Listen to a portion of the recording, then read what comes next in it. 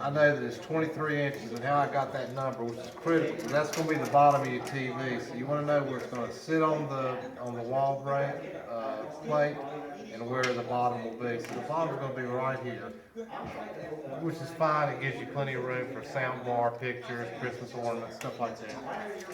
How I got that number, to make it simple, is you go over to your wall mount once you get your plates up and your brackets up. Go to the bottom of the TV, come up to where your hook is. In this case, it's right here, and it's exactly 23 inches.